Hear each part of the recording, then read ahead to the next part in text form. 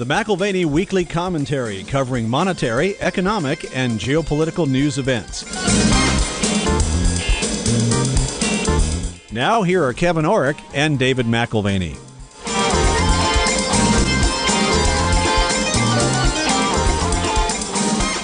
Welcome to the McAlvany Weekly Commentary. I'm Kevin Orrick along with David McAlvany. Back now from Coeur d'Alene, Idaho, and on our way, David, to Minneapolis, Austin, Chicago, New Orleans. This is just sort of one of those dip into the studio, do a quick recording, and go back out. But we had a great time in Coeur d'Alene. Yeah, the rest of the month we're going to be on the road and traveling, and some of our interviews will be on the road as well, ending with about a week stint in Shanghai. And now I'm arm wrestling with Don to see if he'll join me in Shanghai for that week. Some very interesting things happening with the Shanghai Gold Exchange. I was going to say you're a guest of the Shanghai Gold Exchange. Is that not right? That's correct. Yeah. And the China National Gold Corporation. And as they continue to very quietly accumulate ounces, we see what has been a long-term trend since the 80s and 90s, where the East has played a more dominant role in the physical markets. Now it is a defining, not just a dominant, but a defining role in the physical metals markets. Well, you're talking about an exchange that sees more than 1,000 tons of gold delivered this year through its exchange. That's incredible. That's an exchange that really didn't play a big role, 5-10 years ago. Yeah, and as we mentioned, we have the November 8th to the 14th meeting. This is the third plenum session of the Chinese Communist Party, in which they'll be laying out the specific strategy. Hopefully the framework will be well detailed so that we understand what steps they're going to take to be transitioning towards an internally consumptive economy. Bottom line for us, of course, is to the degree that they're not running trade surpluses, there is no recycling of those surplus dollars into the U.S. Treasury market. We lose, in that sense, a major prop for our Treasury market. And it requires that we're either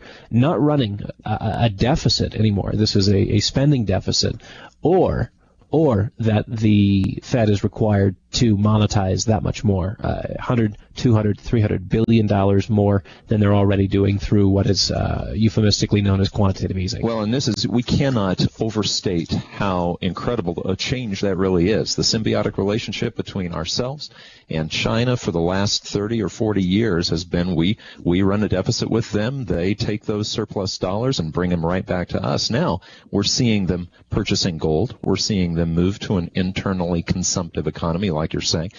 Let's go to gold for a moment. Well, but before we do, I think this is where we really have lost, where the Treasury just doesn't even get this. The relationship between surplus and deficit countries, they are this very week criticizing China and Germany for running account imbalances. In other words, they're saying, listen, these huge surpluses, you shouldn't be running. It's very destabilizing to the world economy. Why don't you deficit spend like we do? The problem is it's two sides to the same coin. We run a deficit, they naturally run a trade surplus. And so to be critical of their surpluses is naturally to look at what we're doing in the creation process.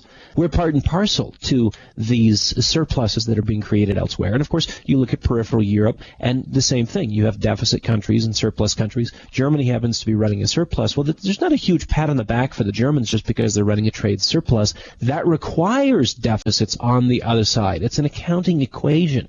Like two sides of an algebraic equation, one needs the other, otherwise it's incomplete. And so this is, I think, what's fascinating. Bloomberg this morning is talking about the U.S. Treasury and how they're criticizing China and Germany over their trade surpluses. They don't realize that we're part and parcel to the equation. Well, Dave, the bottom line is they just don't get it. But one thing they do get is the gold. The gold is being transferred from the west to the east. It's such a large percentage right now of world demand that it can't be ignored. So let's look at the gold markets. And I'm not talking necessarily the price, even though the price has been interesting over the last week or so. If you look, we talked about a point and figure chart a couple of weeks ago, and gold has broken to the upside on the point and figure chart. Doesn't mean it can't still fall, but it is an interesting change in the trend that we haven't seen in several years. Well, it's interesting that the Reserve Bank of India released a report basically saying, okay, demand for gold appears to be autonomous, a function of several influences and factors in India.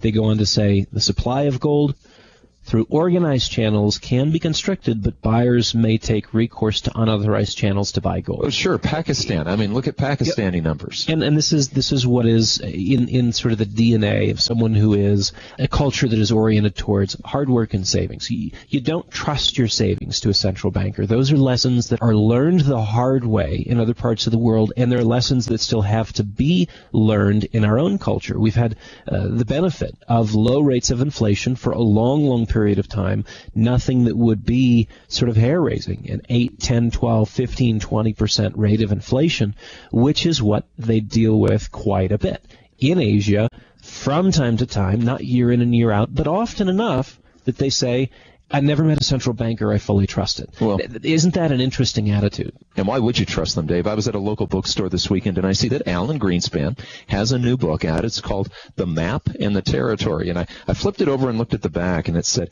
why I missed the crash of 2008. It said, no one with any meaningful role in economic decision-making in the world saw beforehand the storm that was coming. Kevin, that's ridiculous. not an excuse. That's an indictment. That just says that their models are so blinding that they have an inability to deal with what a man on the street is able to say, hey, wait a minute, I think asset prices are moving up too quickly. I think home prices going up at a 12% rate year in, year out. I can't remember any time in my lifetime that's happened. There's a number of things that are just very common sense that the average American would say, yeah, I put my finger to the wind, and I kind of understand which way it's blowing. I kind of get what is happening here. It doesn't take a PhD to get it. In fact, the only ones who missed it, what he's basically indicting is a whole cadre of PhDs. If you have a PhD, you have a new endemic blindness. And you know what it is? It's too much information in your head to make sense of the world as it is. Well, and it's obvious that they're not subscribers to the McAlvany Intelligence Advisor, because Don was talking about it for a few years. You were talking about it. Even the commentary, we were talking about it as it was falling apart, or before it fell apart. Well, David, speaking of not trusting central bankers, banks hold gold. They have reserves in gold. We talked about Germany having reserve gold put here in America and asking for it back, and we told them that it would take 7 years just to deliver 300 tons back. But now this is transferring over to Europe, and you've got other countries starting to say, hey, where's our gold, and what have you been doing with it? Well, it's very interesting to note that central bankers have been frustrated by this dead asset on their balance sheet. They figured that it could be doing something for them, and we began to see a trend in the early 1990s, early to mid 1990s, where out of the blue, a product became available for our company and generally available in the world, these large hoards of old gold coins that were selling near bullion prices. Right. So we had tens of thousands, I think actually a couple 100,000 Swedish 20 kroners. And our clients now have them in their portfolios. Finnish 20 markers. I mean, we had these coins that were minted, again, 100 to 150 years ago in mint condition, had never left the central bank, and yet they were now circulating. And the question we had at the time was, how is this possible that central banks would just release them? Well, the beauty is we do now have in retrospect an understanding, a better understanding of how central banks manage their gold. In fact, they don't keep it all on deposit. They lease a good portion of it out. The Finnish this week acknowledged that, and we had the Austrian central bank acknowledge that last year, that basically they've turned their gold hoard into a revenue stream by leasing it out for a small percentage fee. Now, what happens to the leased gold? This is really something that will develop over the next 3, 4, 5 years as we see disclosures of an increase in the official gold held by the Chinese central bank. The big question will be, how did they acquire so much without moving the price of the metal? Well, and I think it's interesting too, Dave. If you hold something on paper that says you own gold, it's a whole lot different than buying that Finnish marca and putting it somewhere where no one can ever find it again. That's deliverable gold. Those poor folks who hold paper will find out that they don't have the gold behind it. Well, and the irony will be when the Swedish and the Finnish and the American public and the Germans and everyone who assumed that they had tons and tons and tons of metal stored, whether it was at Fort Knox or, with the Bank of England, what happens when they ask for it? When they ask for it, as the Germans did, and it turns out that, it has been leased, it has been lent, and it's not immediately available. There will be a recognition in the marketplace, and I think with this recognition, a panic in price and in activity, a flurry for physical metals demand as a consequence of the revelation that central banks have been leasing gold for years. And that is how there has been a massive shift in metals from one central bank to another without a move in price. This will be, I think, one of the great stories of the 21st century, and it will represent a touchstone, if you will, in the bankruptcy of Western countries. Well, and David, you've talked about how China has been taking in an unusually large amount of physical gold delivery. When you look at what people are doing right now, we've increased our food stamp dependency. They've increased their gold dependency. And so something seems out of whack. Now, this last week, they did cut back the food stamps slightly. So what was it, $5 billion from an $85 billion program? This is a reminder that the recovery in the U.S. economy, this is very subjective in nature. And this is the National Bureau of Economic Research. We were, in 2009, when the National Bureau of Economic Research declared, told the world that we were in recovery, the recession was over. At that point, we had 35 million participants in the food stamp program. Now, fast forward 2009 to the present, we've now been in recovery for a good number of years, and yet the food stamp program has expanded from 35 million participants to 47.7 million. So we're almost at 50 million food stamp participants, yet we supposedly have been in recovery now for 4 years? The Heritage Foundation said this. It's important to put the proposed cuts in perspective. That's the $5 billion in cuts out of the $85 billion. The food stamp spending has doubled twice in the last decade or so. They say it doubled prior to the recession between 2000 and 2007. And it doubled again between 2008 and 2012. So again, the Heritage Foundation points out that, $5 billion in cuts, or essentially $40 billion over a 10-year period would be a 5% cut to a program that has grown by over 200%. So that puts it in perspective. The cut's not much at all. It's not much. It's a huge program. And again, which side are you on? The objective nature of the Federal Reserve would say, hey, listen, we're making great progress. We're going to be able to cut QE. And the Treasury would say, we see signs of recovery. You remember, even back in 2009, the language was of green shoots in the economy. And yet, from the subjective side, 12.7 million new participants since the recovery began, since the recession ended. Ask those 12.7 million participants if things have gotten better or worse. Not that that's the sum total of our population, but there is a trend here, and it's very disconnected from the asset appreciation, which has been part and parcel to the QE infusion of capital. $85 billion spent a year to create a ballooning, a wealth effect for the 1%, the 2%, maybe even the 5% in society. But the vast majority of people in the country, A, have seen no benefit, and B, there are many, maybe not the vast majority, but at least 12.7 million who would say they're worse off today than they were 5 years ago. So what you're saying is quantitative easing is just really, it's life support for a dying economy. Now, the dollar, you would think with the 85 billion a month that's being printed, you would think that the dollar would break below that technical, support level that it's been on, but it bounced last week. I feel like this is a conversation we've either had on air or had in the office, which is, listen, if they don't hold the line at 79, we're going to find ourselves in a very desperate circumstance, and by any means necessary. If I had to play the part of the Fed or the Treasury, you look at this and say it must be defended. You fight and die on this particular point. The dollar must not go below 79. And lo and behold, we have seen it rebound. We're now in the low 80s, but where does it go from here? 81, 82? Frankly, it could be over before it begins. It would take a terribly hawkish comment from the Fed to jumpstart a dollar rally of size.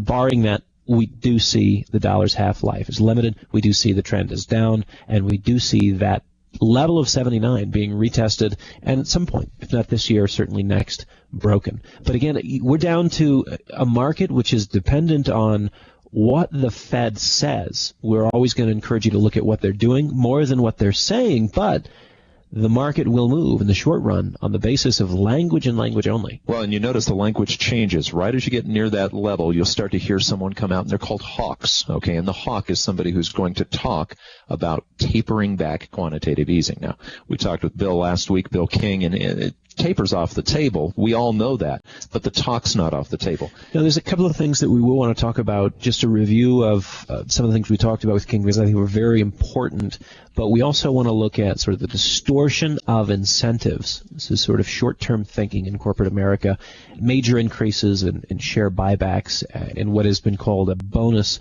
culture by Andrew Smithers. And next week, Andrew's going to be a guest on the program. But, here we are looking at Wall Street analysts who think that the world is coming up roses, tulips, maybe dahlias, pick your favorite flower.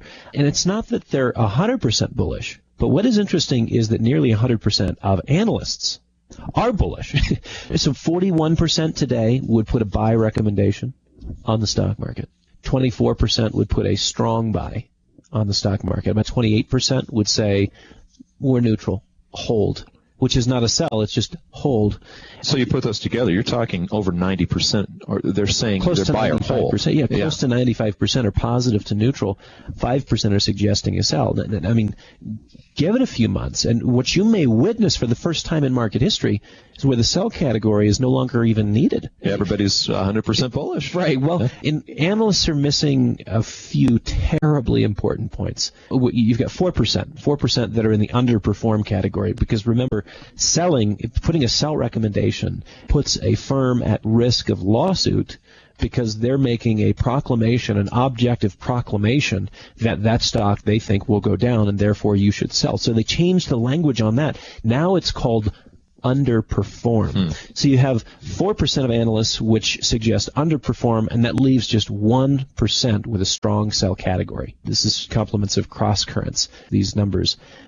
This week and next, we want to explore a number of different issues that play into the equity market and how management seems to be moving the ball down the field. And analysts are having a heyday with it. Analysts look at this and just can't get enough. They would be only too eager to say, we've got an all-clear signal, the economy is on the move higher, the stock market's on the move higher, you need an all-in bet on equities. Well, strangely enough, the equities market is rising, yet you still see the insider selling, the executives selling more than they're buying. Yeah, so corporate insider selling's not at record highs, but they are progressively increasing. From the June statistics, from the beginning of the year statistics, what we have now, and it's particularly strong among sort of the trading sardines, the Wall Street darlings, if you will. So a lot of your technology shares are in that mix. Google, Amazon, Facebook, Cisco, Intel, Qualcomm, half a dozen other giants. The current numbers, again, are not as shocking as they have been in the past,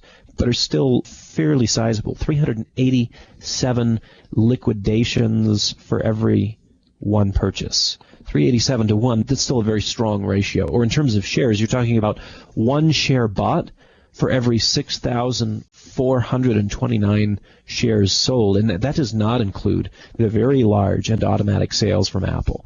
Again, close to 6,500 shares liquidated for every one sold. That's the sentiment indicator you get from corporate chiefs, CIOs, COOs, board members, those who are in charge of sort of scoping out the future for an enterprise, and they're aggressively selling. Have been for 18 months. With higher prices in equities, it's gotten more and more aggressive. And it's just something to keep in mind. Well, and this is the strange thing, Dave. That's when you look at the individual, you say, okay, what is the executive doing? He's selling. But then you look at the company decisions that these executives are helping to guide. And actually, a lot of companies right now are taking shares off of the market. They're buying themselves up rather than investing in long-term plant and equipment. They're actually just investing in their shares and reducing the amount of shares in the market. Well, next week, I want to explore this idea of executive and management compensation with a British economist. He lives in the UK, Andrew Smithers. He's argued that public companies in the US and the UK are purposely managed for the short-term benefit of the operators of the business, and with less and less thought given to real long-term viability in competitive market share. Current investment in plant and equipment is the lowest it's been in the post-war period. And this is what's quite interesting. You've got profit margins, which are at their highest recorded levels ever, and money is being aggressively deployed to buy back shares And again, at a rate and at a level that is at all-time highs. So let's just explain for a moment. You have a certain amount of money in a corporation. You can either invest in the long run, buy plant and equipment and continue that expansion, or you can come in and buy up your own shares off of the market. And what that does is that reduces the amount of shares for the public, but it creates much more equity in the company itself. Well, what Smithers describes as a bonus culture, where an increase in the volatility of profits plays out very well for management come bonus time. You know, even if you see volatility in profits to the downside, your increase from one year to the next will justify a sizable bonus.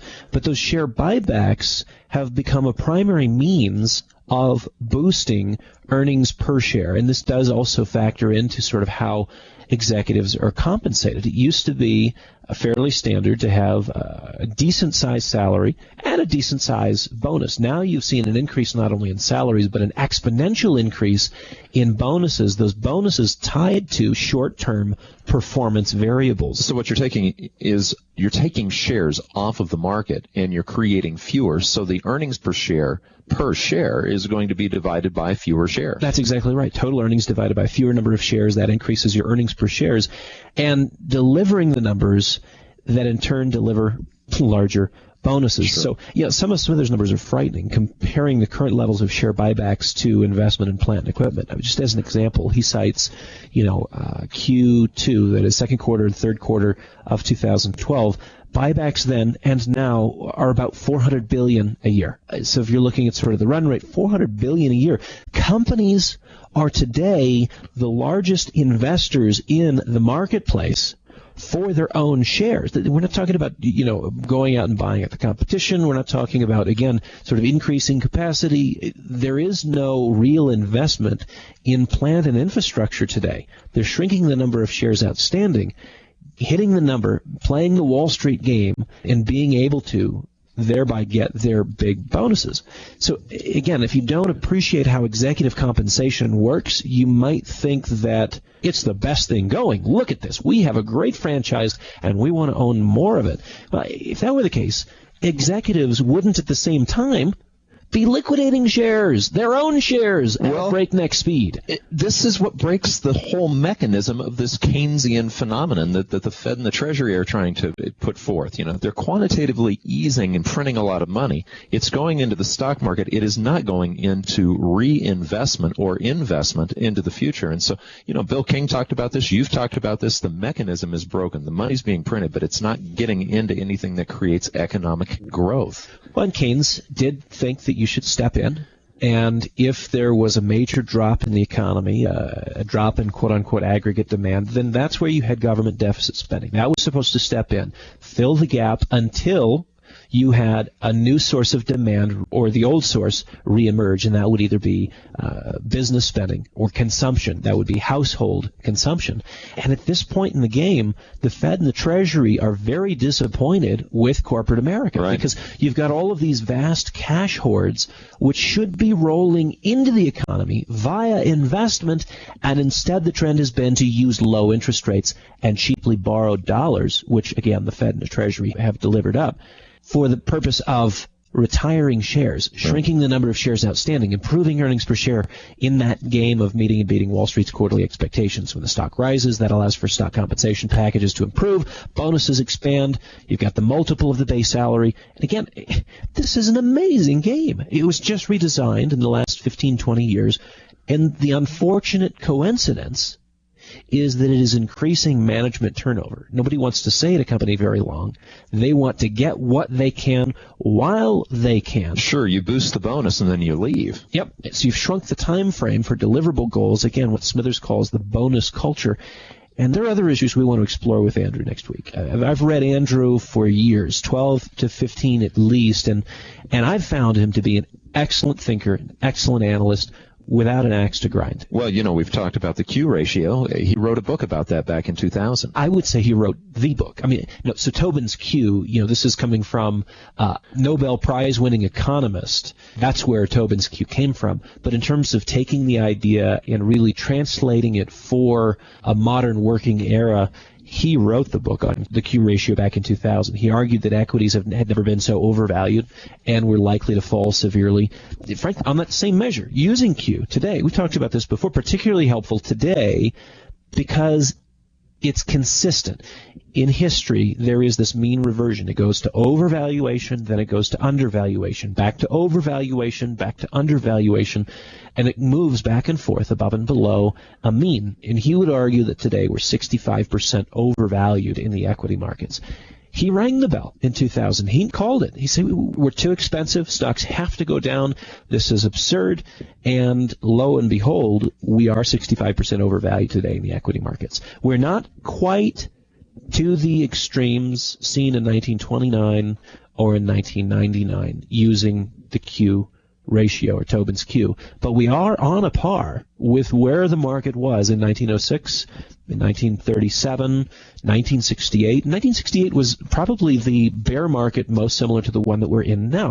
1968 to 1982, in nominal terms, you didn't see much of a boost, or much of a decline, rather, in equity prices. They just moved sideways for over a decade. But as you factored in inflation, that's where it was one of the worst bear markets we had ever had. That's 68 to 82 period. So again, we're on par with 1906, 1937, and what we went into, the bear market of 68 to 82. Well, the theory of Keynes, John Maynard Keynes, and, we bash him a lot because it doesn't seem to be working. But Keynes did say that if you come in and stimulate the market and it turns into growth, it can be sort of an emergency procedure, and then you dip back out. Bill King talked about that last week. But, you look at Britain, you look at the United States, you look at Japan. Smithers talks about them, and, he calls them the Keynesian trio, and he says it's not working anymore. It's just not stimulating the system. Well, and this is central to his argument. We'll unpack this next week. He argues that policymakers have confused a massive structural concern with a short-term cyclical issue. And thus you have central bank and fiscal policies that are aimed at the wrong target to begin with. They're not generating the expected growth in the economy. They're not bringing jobs back into the equation. We have a quote-unquote jobless recovery. And he does say, listen, the UK, US, Japan, they're maxed out. They've done all that they can do in terms of deficit spending. And from this point forward, if they continue on that vein, inflation is inevitable. Now, he says there are other parts of the world where you haven't been running the same kind of deficits as these three have. And perhaps they could run some deficits and, again, sort of substitute for the demand that the global economy is so lacking as a stopgap measure. Eventually, we have to still ask the question, are we simply trying to recreate the bubble period of the 2000s, where we saw growth on steroids because of the amount of debt in the system, because of the expansion of off-balance sheet liabilities in the banking sector, shadow banking, if you will, expansion in the derivatives market, the financialization of products. This is what we had in terms of the alchemy of finance, where, again, every bank was slicing and dicing and taking one product, turning it into 10 products, charging fees for the 10 products, even though you only had one underlying asset in question.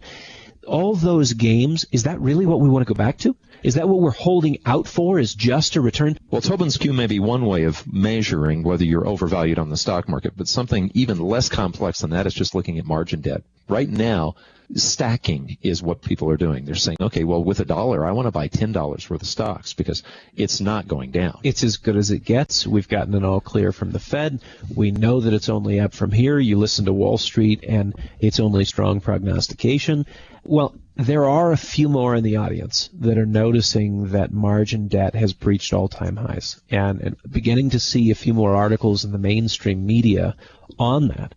And not only has it reached all-time highs, breached the all-time highs, as a percentage of stock market capitalization, you now have more margin debt, again, relative to the total size of the stock market, than we had. It has now eclipsed the runaway speculative market of 1929. So it's higher than the 1929 crash year. Yeah.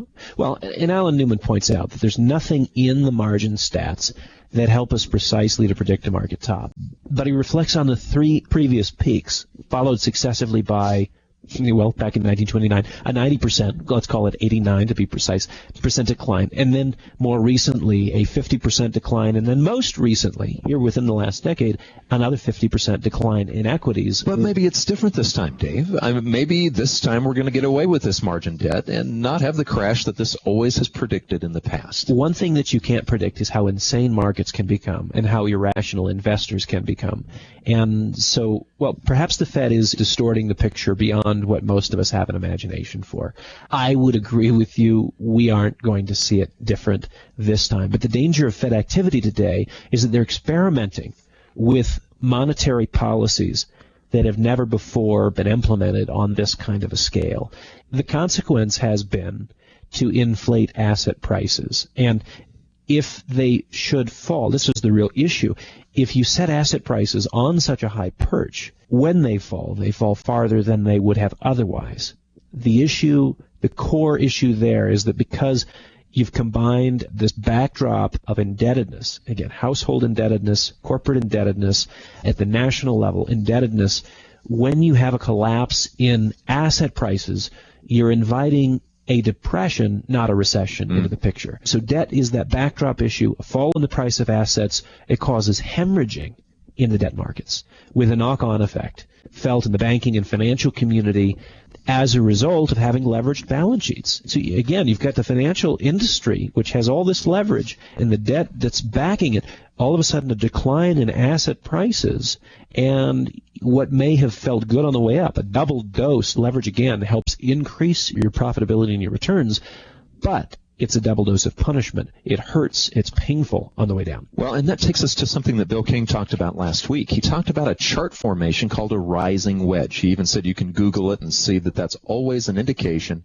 that you're going to either have a major breakdown, but it can also indicate that you're going to have a major break to the upside. Now, with the stock market, the chart of the S&P 500. Yeah. And classically, it is resolved with either a major move, typically lower, but, with Fed interventionism at record levels, you could also see a breakout in the other direction. Free money. Yeah, and we're not talking about a mild-mannered sort of gradual step higher. We're talking about a short covering generated jump to record highs. And keep in mind, that's not really the recipe for sustainable growth in an equity portfolio. More in keeping with sort of a last gasp and the placing of a high watermark. Well, that would likely be remembered as sort of a manic peak.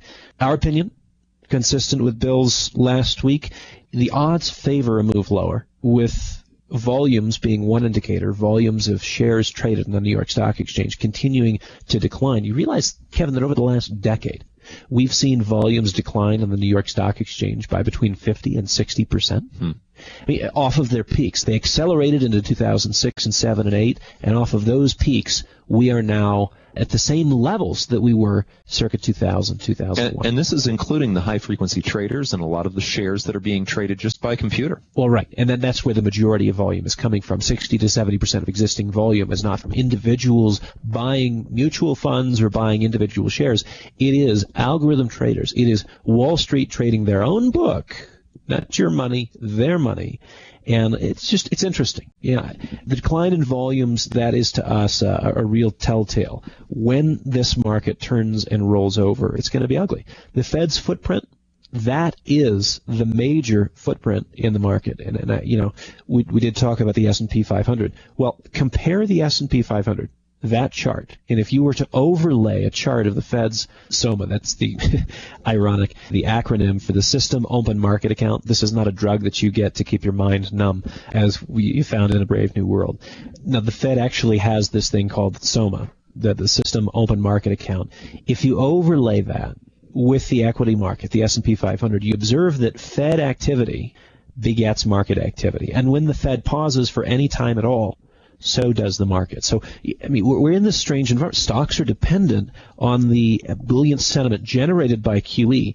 To the degree that QE is in motion, the stock market's in motion. If it pauses, the market pauses, even declines. This is sort of the catch-22 that we're in. Where and when do you take the hit? The Fed has to decide. If they do taper, you understand that the market has grown grossly dependent on what the Fed is doing in the economy. Well, and Bill King pointed out that Janet Yellen is so easy looking as far as the way she's from her past speeches. Easy looking, not easy on the eyes. That's not what she meant, I don't think. Easy from an expansionary monetary point of view, that she may have to pull sort of a miniature Volcker event just to try to get the market's attention. Now, that puts danger in the market as well, because just as soon as you start to assume too much of any one thing, the market's going to show you something different. Bill points out two things this week, and he says, yeah, these are bell ringers. If you look at the financials ETF, if you look at how the financials are trading, and look at the Russell 2000, both of an even broader cross-section of stocks than the S&P 500, both of these sectors, if you will, or cross-sections of the financial world, they're diverging from the S&P. They're starting to fall. They're moving lower while the S&P is still moving higher. That, to him, is a warning sign. Couple this with the divergence between high-yield bonds, where they're moving lower, and the S&P is still moving higher.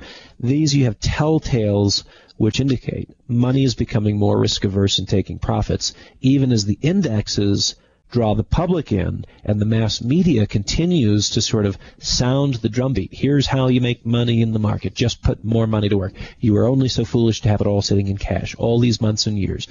There is sort of a sucker attraction at these prices because it seems inevitable. Tomorrow is only going to be as good as yesterday was, and I'm just so regretful that I didn't participate. And again, this is where the public comes in and proves themselves the sucker. You have higher nominal prices. Why I mentioned the 68 to 82 period, that bear market is like the bear market we have today. We had, in nominal terms, the market was doing fine between 1968 and 82. There was volatility. It went up and it went down and it went up and it went down. But over the years, from 68 to 82, it really did nothing. You didn't lose ground. You didn't gain ground. It wasn't that bad of a picture. When you factored inflation into the equation, that's when you found yourself with greater than a 60% loss being an equity owner. And that is what we see transpiring today. If you look at the S&P 500, let's be generous and pick the index, which has put in new all-time highs. If you price it in real terms, that is, factor in inflation over the last decade, you still see a chart that is in decline. It is decaying. And just like that 68 to 82 period, inflation accelerates at the tail end and caps what is a decade or two of utter disaster. Well, and we've talked about the gold to Dow ratio, and David, during that same period of time, from 1966 at least until 1980, we saw the Dow worth 30 ounces of gold in 1966 move all the way down to 1 ounce of gold in 1980. And it only gave you one opportunity. If you missed the beginning of the trend and you didn't buy gold at $35 an ounce, my dad did, many of our listeners did as well. If you weren't so lucky as to buy gold at $35, $40, $50, $60, $70 an ounce, the market gave you one opportunity, one double take, and that was 1976. You had gone up over 460%, and the market retraced 50%. It dropped from 192 down to just below $100 an ounce. That was your last opportunity before all of those major trends worked their way through the marketplace. Equities took it on the chin in real and nominal terms, and gold had its move from, again, let's call it 102 up to 875. That was the final move of the bull market in metals. Then what does that look like fast forward to the present? The transition year, like 76, was likely 2013. 2014 to 2018, this is a time frame in which we see sort of the final moves of many of these markets, whether it is a major reversion to the mean in the bond market, where interest rates move higher, bond prices move lower. The dollar takes that step below the 79 level and goes into the next phase of bear territory on the dollar-euro index. Gold moving into its next and final move higher. Again, short-term progress has to be made. Gold has to get above 1430, 1540, 1700, 1900, these incremental steps, but then breaking into new territory. I would argue that this is where, ironically, even though I would encourage you to be adding ounces today, you need to be thinking in terms of an exit strategy.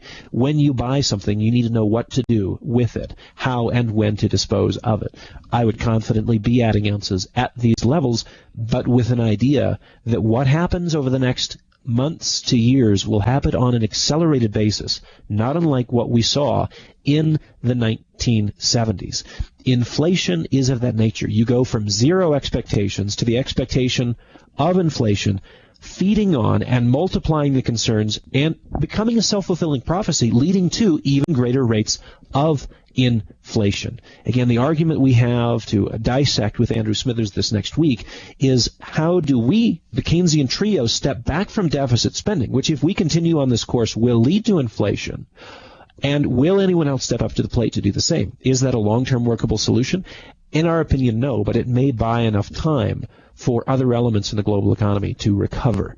You've been listening to the McAlvany Weekly Commentary. I'm Kevin Orrick along with David McAlvany. Be sure to join us next week when we'll be interviewing Andrew Smithers. You can find us at McAlvany.com, McAlvany.com, or give us a call at 800-525-9556.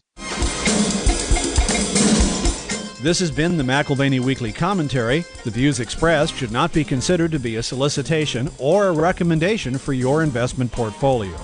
You should consult a professional financial advisor to assess your suitability for risk and investment. Join us again next week for a new edition of the McAlvany Weekly Commentary.